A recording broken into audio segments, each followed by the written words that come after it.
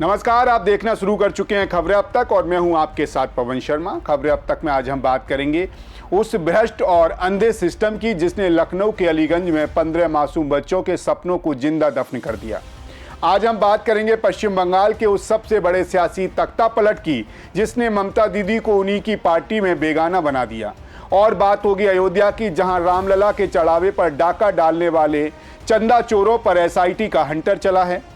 और साथ ही आज हम आखिर में बात करेंगे धर्मनगरी काशी की, जहां बीजेपी नेता की नाव पर शराब और कबाब की पार्टी हुई। लेकिन इन सभी खबरों को विस्तार से जानने से पहले चलिए नजर डालते हैं इस वक्त की टॉप हेडलाइंस पर। लखनऊ अग्निकांड में सीएम योगी ने एलडीए-बीसी को किया तलब, अवैध निर्माणों पर कार्रवाई की मांगी रिपोर्ट। मोदी सरकार के मंत्री जॉर्ज कुरियन ने दिया इस्तीफा, राष्ट्रपति भवन से मिली मंजूरी।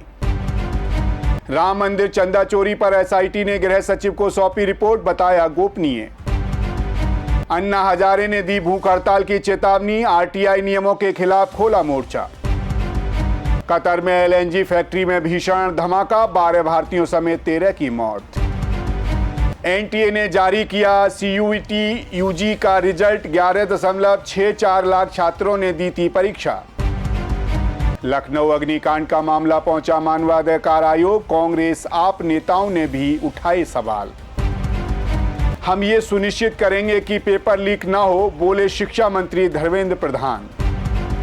सोने चांदी में आई गिरावट, सिल्वर 10,566 रुपए सस्ती, 2,552 रुपए गिरा गोल्ड। शेयर बाजार में भारी बिकवाली, सेंसेक्स 893 अंक का, निफ्टी भी हुई धड़ाम। हेडलाइंस के बाद खबरें अब तक में एक बार फिर आपका स्वागत है। तो चलिए शुरू करते हैं खबरों का सिलसिला और सबसे पहले बात कर लेते हैं आज के पहले मुद्दे के बारे में।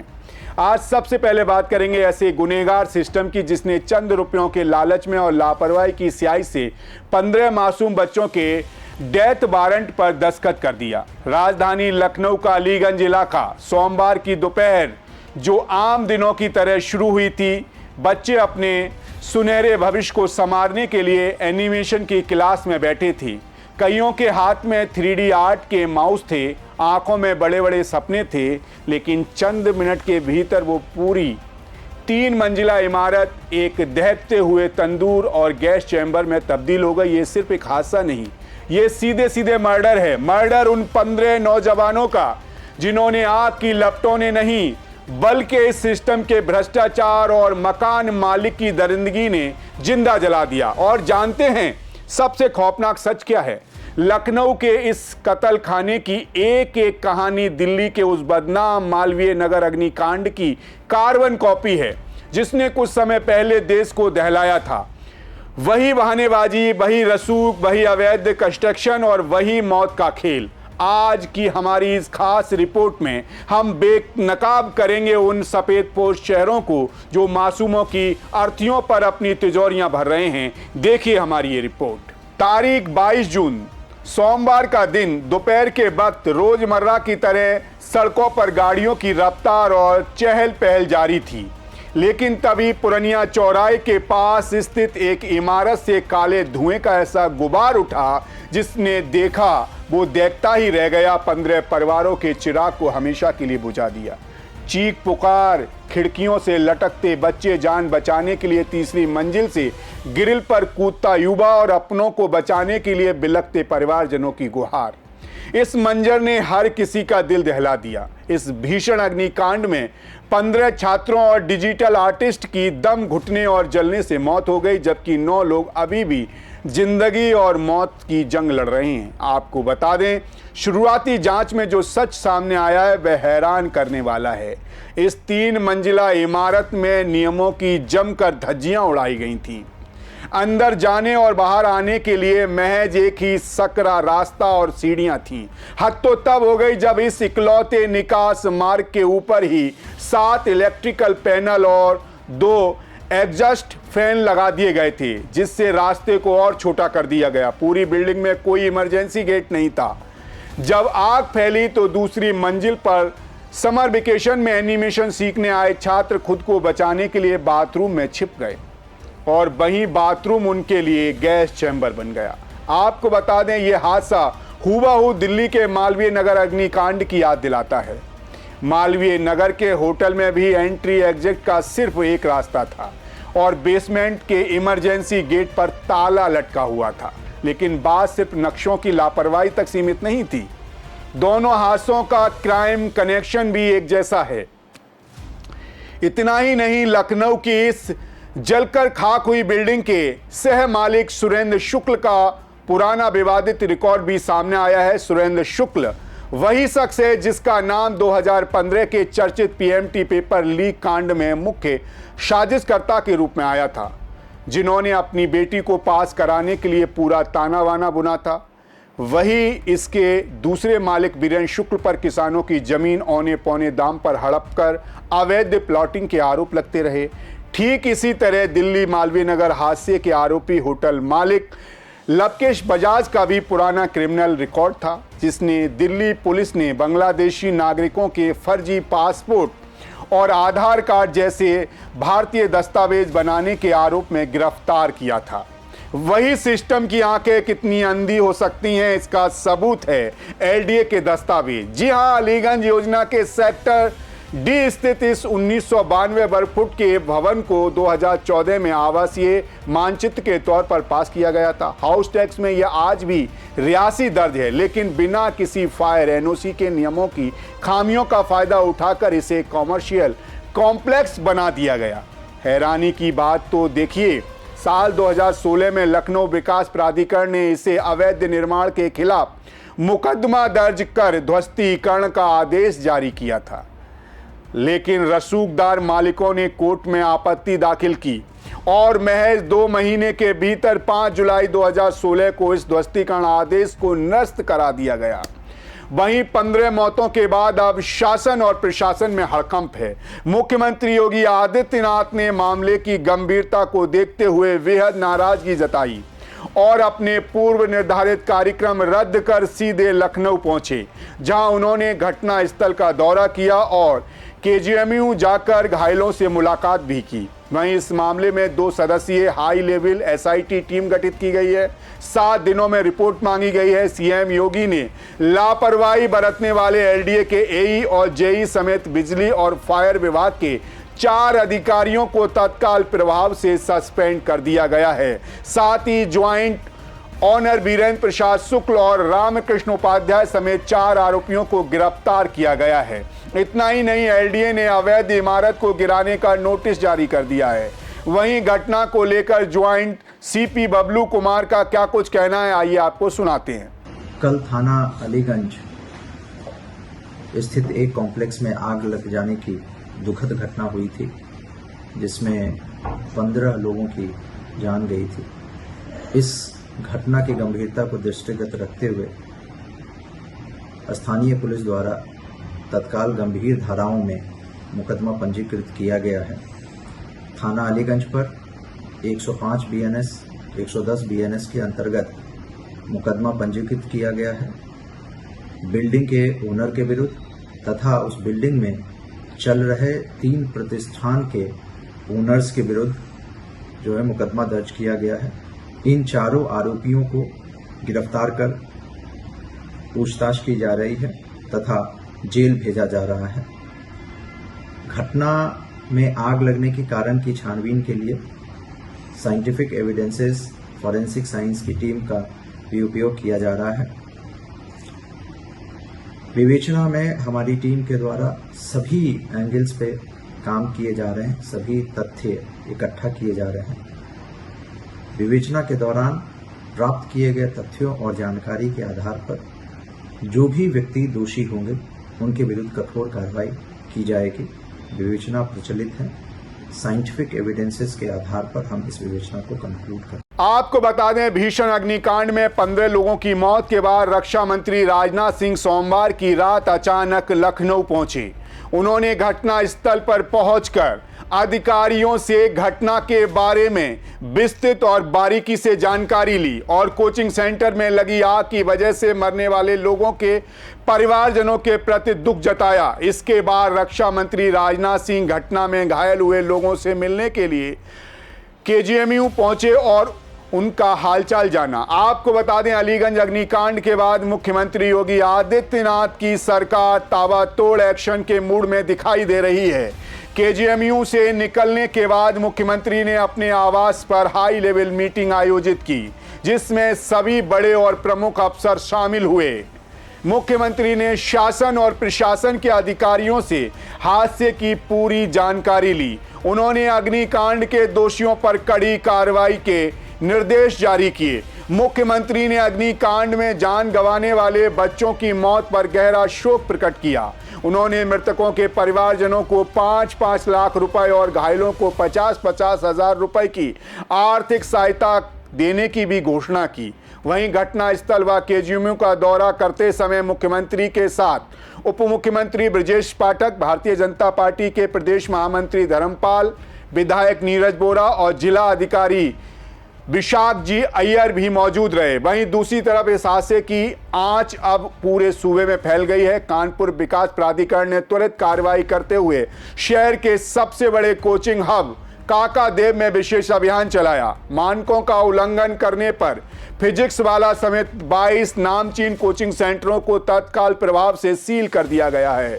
देखा जाए तो सरकार ने मृतकों के परिवारजन को 5 लाख रुपए की आर्थिक सहायता का ऐलान किया और स्थानीय विधायक नीरज बोरा ने इसे परिवारों को सौंप भी दिया।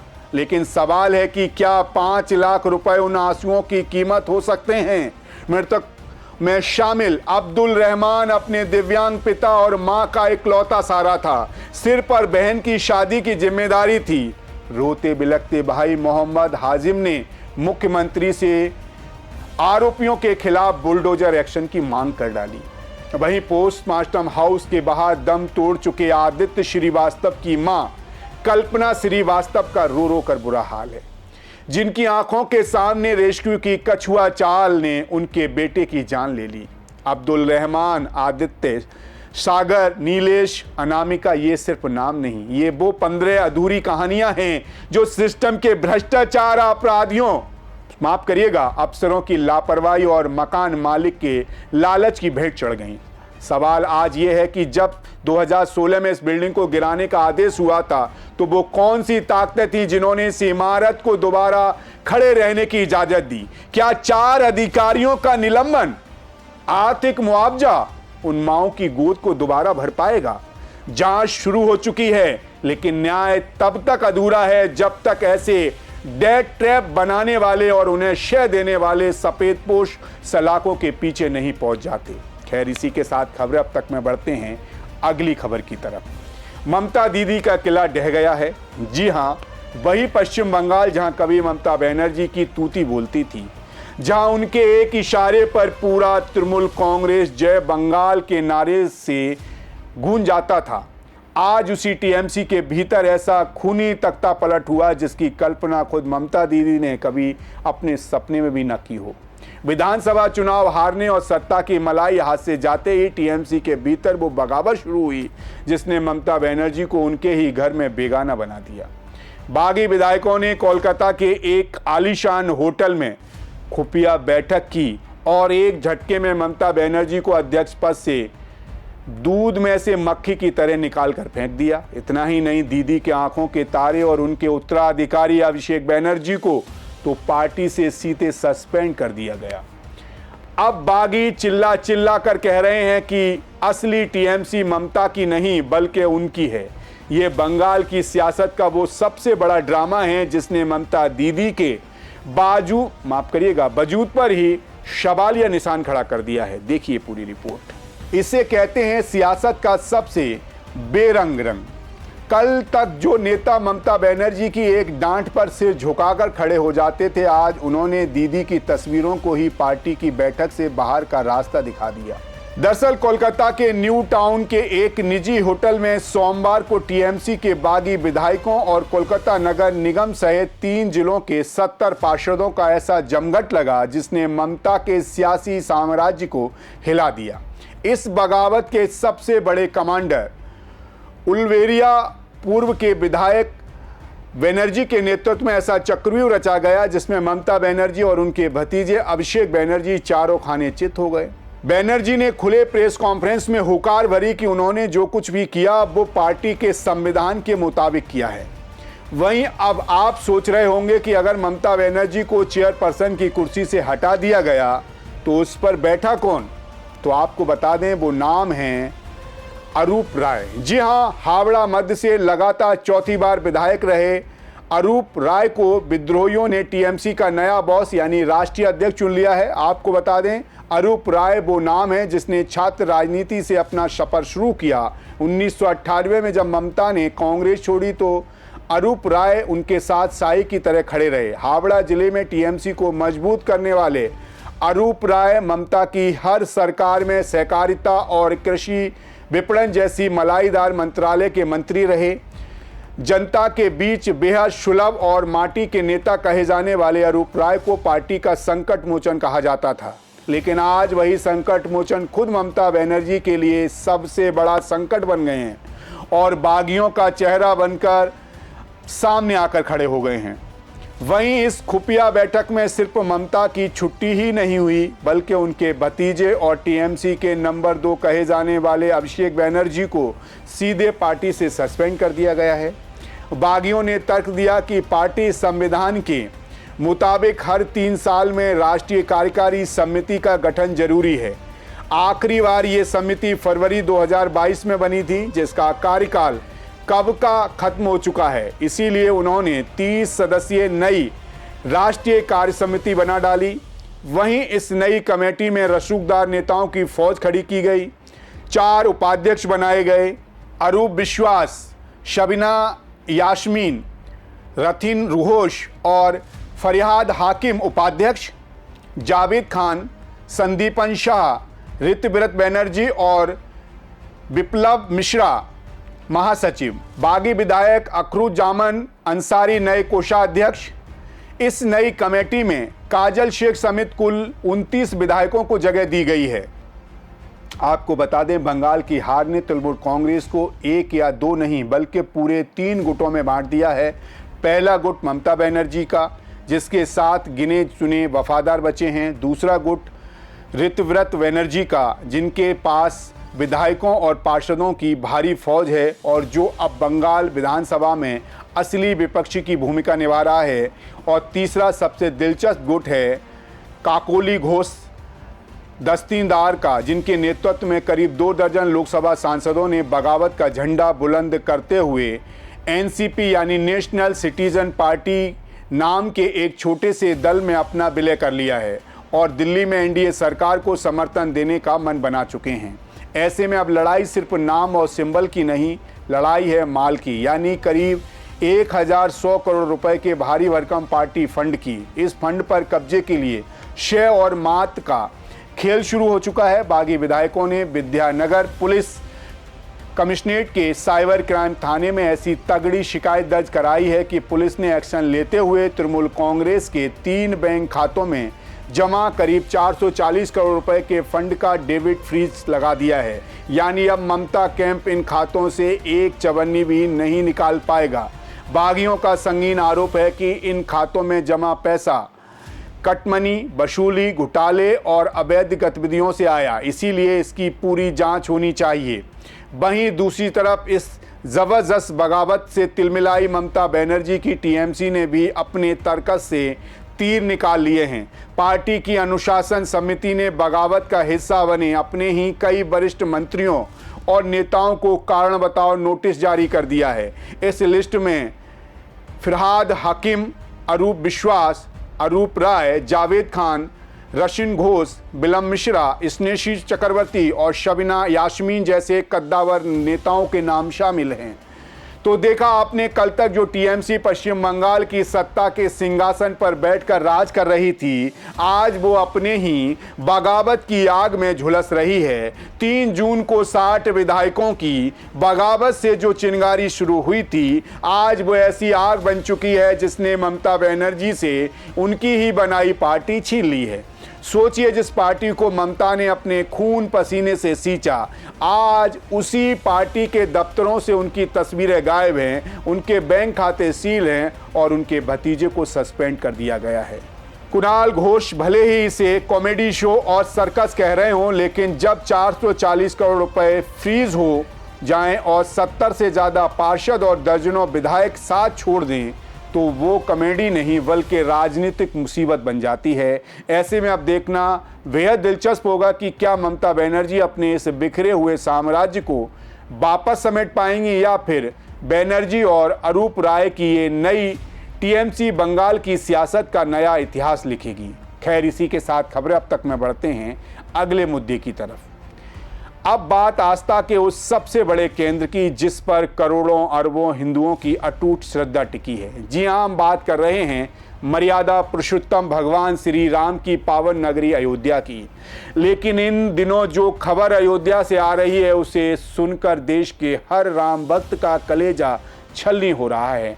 जिस राम मंदिर के लिए लोगों ने अपनी गाड़ी कमाई का एक एक रुपया दान कर दिया, उसी राम मंदिर में चंदा चोरी और दान के गबन की ऐसा घिनौना खेल खेला गया जिसकी गूंज अब लखनऊ से लेकर दिल्ली के सुप्रीम कोर्ट तक गूंज रही है।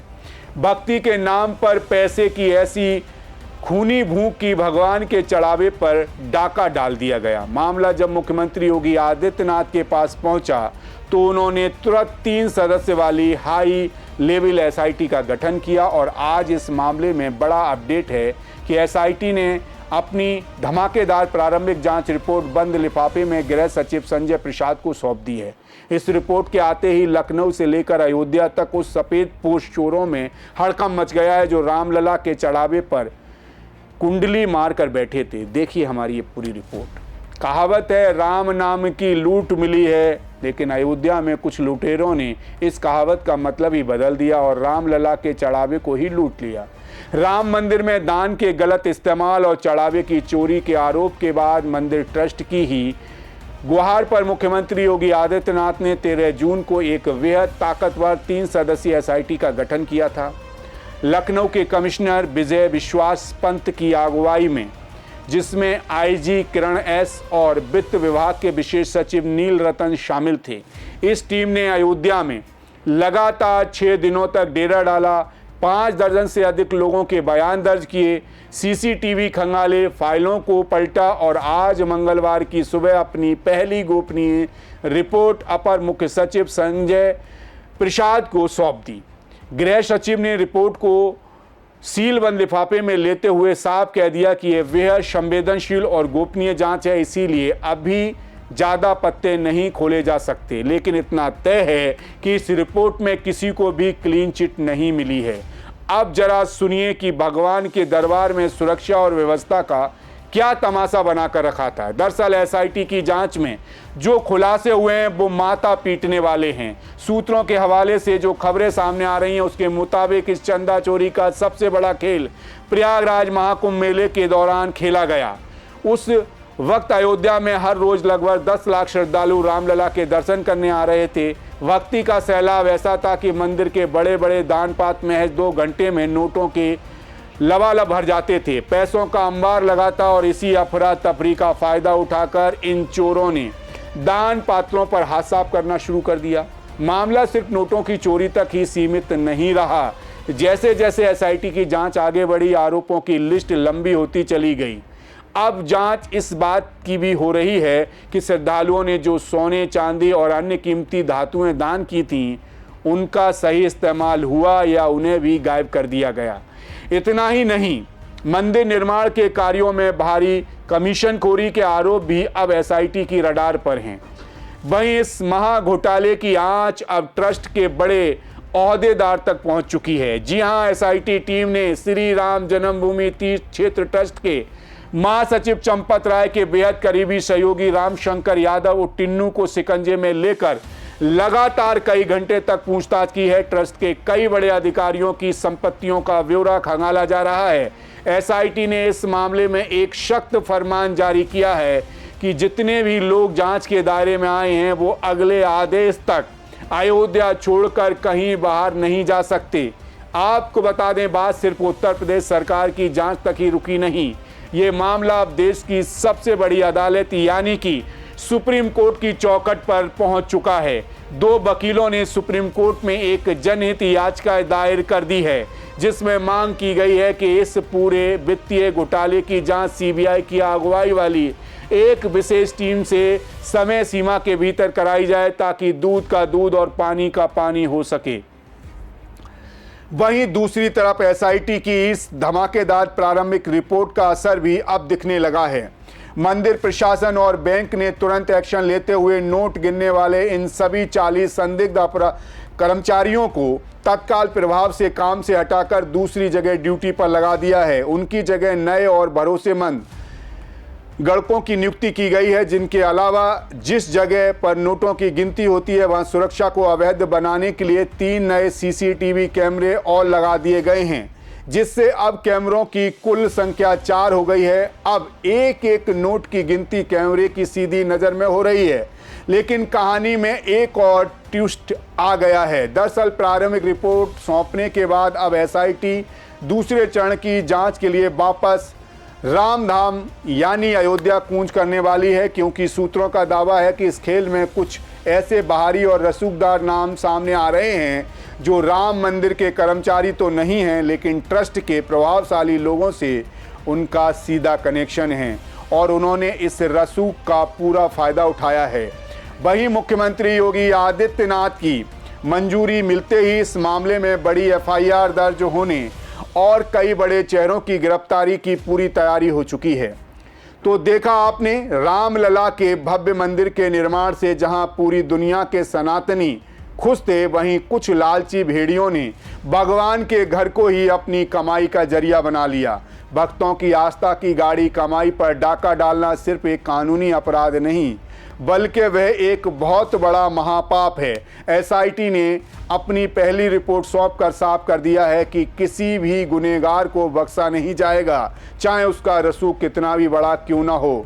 40 कर्मचारियों को हटाना और कैमरे बढ़ाना तो बस एक शुरुआत है। असली इंसाफ तब होगा जब इस चंदा चोरी के पीछे बैठे असली मास्टरमाइंड बेनकाब होंगे और सलाखों के पीछे जाएंगे। राम भक्तों के पैसे का एक एक हिसाब तो देना ही होगा। खैर, जाते जाते आपको आज के एक और अहम मुद्दे से रूबरू करा देते हैं। आज बात धर्म की नगरी, मोक्ष की नगरी काशी की है। एक तरफ वाराणसी नगर निगम में भारतीय जनता पार्टी के मेयर साहब पूरी काशी सीमा क्षेत्र में मांस मछली की बिक्री पर पूर्ण प्रतिबंध लगाने का ऐतिहासिक प्रस्ताव पास करते हैं। दावा किया जाता है कि अगले कुछ महीने में इस जमीन पर लागू कर दिया जाएगा। लेकिन दूसरी तरफ क्या होता है?